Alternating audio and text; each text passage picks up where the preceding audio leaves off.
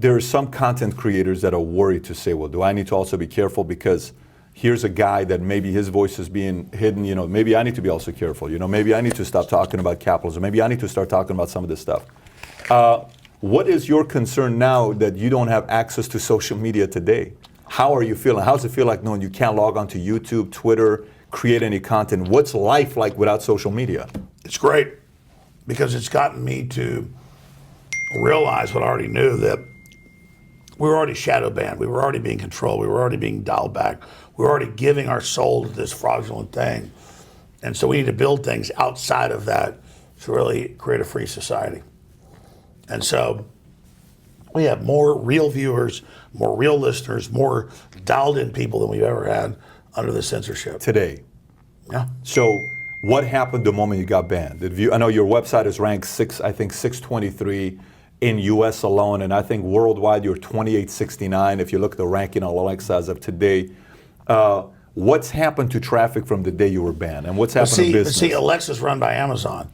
3 years ago, more than 5,000 conservative sites were delisted 80% in one day. And sponsors called and said, my God, we're still getting response, but you're down 80%. I'm like, look at the graph. It goes straight down. They go, we have record sales. So going into the campaign 3 years ago, Amazon totally delisted everybody and did that just to try to hurt our sponsors. But our sponsors went, well, we're getting record response. Our traffic's way up. So here's what happened. 3 years ago, Alexa's going like this, it's Amazon, and then it goes like this, and then it goes like this. Because our traffic was really going like this, but they just went like this. So that's the same crap they keep pulling. That's why it's like. But how do you feel about not being on social media right now? Are you okay not ever being on again? Are you okay with that? If you never, ever, ever are allowed back for the rest of your life? They had already, well, no, it's horrible to take somebody's digital identity, like the communist Chinese have done, and create a web ID for you, and then create a global social score and use your views to intimidate you and shut you down. That's what communist China's done. It's horrible authoritarianism, but I'm not the average person that's going to criticize the system and then be banned. I've got hundreds of radio stations, TV stations, but for the average person, it's absolutely horrible. It is the mark of the beast. It is dehumanizing people. It is enslaving them. It is a terrible situation. But I'm speaking about you. How are you feeling about it right now? Here's Alex. So it's kind of for me when I look at somebody like you. I lost my voice for 90 days 4 years ago. Okay, and if you're running a business and you sell and you're speaking all the time, I mean, that's not good. That's not good. Was it like a polyp on your larynx? They thought it was a cancer. I had to go. It was benign. They did a surgery. I lost my voice Thanksgiving. I couldn't talk for 90 days. Voice was gone. Jesus. I couldn't speak at all. And so for me, it was a way for me to sit back and realize, the smallest little thing is a big part of your life. So I felt like if I can't speak, life's very fragile, right? If I can't speak, what do I do? So today, if 5 billion views are gone, how is Alex Jones feeling today? And that's 5 billion views just on YouTube, not including everything else. The 16 million iTunes subscribers, all of it. I feel good because I'm not a sellout and I'm a trailblazer, and people project who I am. They lie about me all day, but we've never had more hardcore listeners. And I just believe in humanity. I'm betting on humanity. And they build these straw men of what I've said and what I've done, try to sell the public on that. And then they think if we can demonize Alex Jones, we can demonize everybody else. And then once they accept destroying him, then they'll accept destroying everybody else. So they're trying. You actually believe that? They're doing it. But let's focus on you. How are you feeling today? I can tell you, I didn't like the fact that I couldn't speak for 3 months, right? I interviewed Richard Turner, card mechanic, and he said one day he looks at, he can't see anything, but he says, life changed for me. That's like suddenly your voice is gone for social media. Social media today is a bigger platform than radio. I think you said one time to Rogan, where you said a lot of these guys on CNN and Fox, maybe you have 100,000 listeners, maybe you have 1 million listeners. Joe, you have millions of listeners. I have billions of You're saying these stats that you're giving to people. You don't have it today. How are you feeling? And are you okay if you never ever get it back? Here's the difference. If CNN or MSNBC was covering real topics, they'd have the audience. Any forum that's popular, any forum that has something great going on in it is going to have the audience. So you're saying, how am I feeling today? I'm not trying to be positive on this because I'm worried about censorship and Amazon banning books and everything else going on. But we have the biggest audience we've ever had. So you're okay if they never get there, if you've banned permanently, there's never ever, no one's ever going to let you back on this one website called Facebook with 2 billion users right now. Here's the thing. Are you okay if you never ever are allowed back? What they're doing to everybody is wrong, is election meddling and is censorship and is corporate racketeering. Yeah. But I'm saying I'm at the top of the food chain. I'm specifically talking to you, No, though. but I'm saying I'm not worried about me, but I'm at the top of the food chain. So technically, I have more hardcore listeners and traffic to Infowars.com and more people supporting us and more radio stations and TV stations. Let me tell you something. You think being on Facebook or Twitter with all their game crap is big? When you're on 50,000 watt AM stations and 100,000 watt stations in LA and New York, they still have giant audiences. Alex, I get that, but we both know the guy that became president is because he understands Twitter. You know that, I know that. I mean, he saved Jack Dorsey. Trump figures out that the internet's key. No, I'm not saying that internet isn't the future. Yeah. I'm simply saying that they are attempting to shut everybody down now, and they're engaged in classical authoritarianism against free speech. And so they build me up as a straw man. They demonize me so that no one stands up for me when they take my speech, and that is the key to shutting everyone down. I get it. Okay, so let's just say Zuck is watching right now. Say Sandberg's watching. Larry Page, Sergey, folks at YouTube, they're owned by Google, Dorsey, all these guys are watching right now.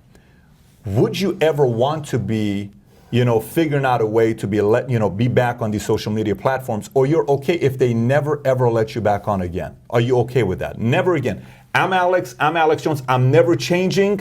Whether you take me back or not, I am never changing a single way I do anything. I don't care if I'm ever back on it. Is that where you're at today? Well, obviously, they're like 90% of the internet. Obviously, I want back on that. Okay. But they misrepresent everything I've said and done. It's like Jack Dorsey went on a month ago on NBC, CNN, ABC, all of it. He went on with Lester Holt, and Lester Holt's like, Jones says he wants to kill the media with assault rifles. And Jack Dorsey goes, I know it's horrible, but he can stay. I never said that. So... But Dorsey, the first time he defended you to give... That was all like acting like he was. I talked to folks that were in the meeting with him. When I confronted Marco Rubio, who walked up to the press conference, Jack Dorsey said, oh my God, now he's been mean to a Republican. This is how dumb they are. Now I can ban him. Who told you that? Are you assuming that, or no, you know it's that? It's people in the meeting. People in the meeting telling you that now that you're going after Marco Rubio, this is an opportunity for Dorsey to ban you? I talked to folks that were in the meeting with Jack Dorsey. Okay. And he goes, oh, I can ban Alex Jones now. He just went for a Republican. That's how dumb they are. I mean, it's a total joke. Do you think Dorsey's a Trump fan? No. Okay, we both know that. He's not. How come he hasn't banned Trump? He's more powerful than you are. There's a reason. Well, how come Trump's not been banned? Because it's way obvious. He's already one of the worst banners out there. And so by leaving Trump up there, Trump could announce some new service or some group overnight and destroy Twitter in 1 minute. Yeah, but the point I'm trying to make to you is I actually think Dorsey defended you. And by the way, I am not on Dorsey's side politically. Listen, I actually think you're a smart guy. Dorsey. He only did it for cover. But you and I both know if, let's just say, he is helping out the Hillary Clinton 80% of media is on Clinton's side, hypothetically. You know that, I know that. A lot of news sites have said. Yeah, it's 80. Let's just say 80% is, right? You take out Breitbart, let's just say you take out Drudge Report, Fox News, you take some of these things at New York Post, Washington Times, let's just say they're on the right, 80% is on the left. But how come Dorsey hasn't done something to Trump? He could easily do it. What if he does? Well, so that's too big of a move. But he could have done that pre-election time. So I think there is something that happened at tipping point. I hope Jack Dorsey takes Trump off Twitter. That will blow up in his face. No, he knows. He was scared to even take me off. And then when I got in Rubio's face, he literally said, "Oh God, that's our cover. Get rid of it." So you think the tipping point was Rubio? Oh, I know people that were in the meeting. Why would Rubio be a tipping point? You confronted somebody he disagrees with. No. You think he's on the Rubio side? He thought it was He thought it was bipartisan. He thought, "Oh look, he's mad at Republicans." That's how dumb they are. I get he's a big tech head and all this stuff and has a nose ring. So do you remember back in the days when Beck used to be the main guy to watch on Fox? Him and O'Reilly would go at it, and he was coming up, and he would get up and he would do his shows. And I was on Beck one time, and he would show all this other stuff. Yeah, he was like drawing the chalkboards. Yeah, and Hitler did this, and and everybody's like, "Oh my gosh, this could be a conspiracy," and it's tied. And even Rush. But these guys haven't been banned off Twitter. These guys haven't been banned off YouTube. You've been banned. So what is that part of it? Because let me read something. Let me ask you this question: why do you think it is? Why do I Because it sure as hell isn't because they say I question Sandy Hook. No, I don't think that's the only thing. No, it's because I cover the geopolitical system and how they're setting up a world government and how they want eugenics and depopulation and how the communist Chinese have merged with our big tech companies to take over the U.S. That's why. And you believe that 100%? I don't believe it. I know it. So how come the rest of the guys are not off? Why is Beck not off? Beck is not a guy that they agree with. Why is Limbaugh not off? Why is Milo still back on? And Milo may be one of the most annoying social media guys. He's still banned on Twitter. Well, let me ask this question. No, what I'm trying to tell you is you're a smart guy. Why do you think I'm banned? I think it's overselling. For instance, you say, well, the water they have, like I remember when I was in the Army, and they would say, with the punch they put in the Army that you drink it, it's purposely set up so you don't get too excited to want to have sex, because when you're in boot camp and AIT, they don't want you to be too sexual because you're not going to see opposition. So they got to tame you down a little bit. Now, that was a rumor. They were saying that. We'd say, okay, maybe right, maybe not right. But I think you'll take that and you'll say something like, well, it's because Clinton is tied to Nazi and Hitler, and then you sell it even bigger. Here's what happens. And you get Here's what happens. When I have 500 Harvard reports about atrazine causing low sperm counts, then I cover it. And that's the big secret. It's not, I think, Punch. I don't go, oh my God, Punch is making Alex, us. You turn around and you say the water they're feeding us is the water that they put in the frogs, and now frogs are becoming gay because they want our kids to be gay. I mean, what do you mean frogs are becoming gay? Well, that's actually Bertrand Russell and the UN. They said we will add chemicals to the water to confuse the sexuality or reduce population. That's official UNESCO plan.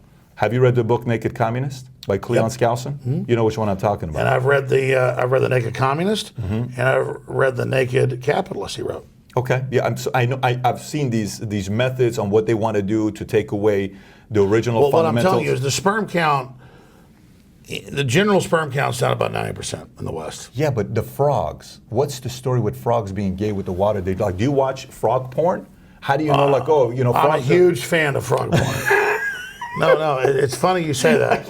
Like I love frog porn. Tell me about this frog porn you're talking about here. Frogs are amphibians, so they're in the major water dump-off systems. And like 10 years ago, they had a show on Democracy Now! Okay. And they had one on PBS. Okay. And I played the reports how most of the frogs were asexual or were trying to have sex with other males. And so frog populations were going down 90%. And I talked about it, and the media attacked me and said Jones is homophobic against gay frogs. So I made the joke. I said, oh my God, they're putting stuff in the water to make the freaking frogs gay. And they took that out. Anybody can search Democracy Now! Anybody can search PBS. And so it becomes this debate about Alex Jones. Instead of the runoff is so toxic that our kids are involved in, and the emasculation of men, and it causes women breast cancer. It really hurts people that it becomes this big thing. And I just sit there and I just go, okay, I'm the big conspiracy theorist. I covered PBS, Democracy Now! About their headline in Democracy Now! Was runoff making frogs gay. So I was reading a Democracy Now! Headline. And 10 years later, no one shows that. I remember the clip when you did it. You just said, they're turning gay. You were just speaking. You were, Well, I just played the clip. yeah. And then I said, oh my God, they're making the friggin' frogs gay. But I mean, why would you look? You say something like that. They're making frogs gay. So the chemicals aren't bad. It's me saying it. No, let's just say the chemicals are bad. That's what I'm trying to tell you. So okay, for instance, you say something like this. You say, I'm telling you folks, nerds are one of the most dangerous groups in this country because they end up running things. But they still hate everybody because they weren't the jocks in high school. So they play little dirty games on everybody. They use their brains to hurt people, and I'm aware of them. Okay, I see you little rats. Okay, you say something like that. So I sit there and I say, interesting, fair enough. That's actually not a bad point. I remember the guy that was a nerd, 4.3 GPA, he didn't have any girls I wanted to get with him, so he probably didn't get laid till he was 22. So he says, I'm gonna go out there and become so successful because this. Not a bad point, fair, okay, I'll take that, right? But then you'll take that and you go, Bill Gates is trying to do what he's doing in Africa, and he's trying to do this, and he's not really somebody that's making, and then you'll take it even deeper. And so I sit there and I say, okay, let me go research Bill Gates. Maybe he's got a point here, so I'll go and do research. Hypothetically, somebody that's a reader, somebody that likes to research, somebody that's not a naive viewer that's just gonna jump to conclusion. Then I say, come on, Alex, you're sensationalizing. You're like, come on, oh my God. Bill Gates' dad headed up the Army program on eugenics and was the head of Planned Parenthood. And then he went on Bill Maher and said, we need to reduce world population. I got all the clips, man. Yeah, but Alex, you take it to a point where the media's sitting there saying, a naive mind can listen to somebody like you. And you can really mess with a naive mind. A naive mind who is not going to... Did you hear me? Did you know about Cold Springs Harbor? Tell me about it. I mean, Bill Gates' dad ran it. Okay. IBM runs it now. Sure. So that is the main human genome eugenics center. The whole deal. They trained the Nazis. They trained the Kaiser Wilhelm Institute. There's Pulitzer Prize winning books. They have it all, man. Alex, what is it? You keep asking why are they after me? No, I'm not. Because I read the books.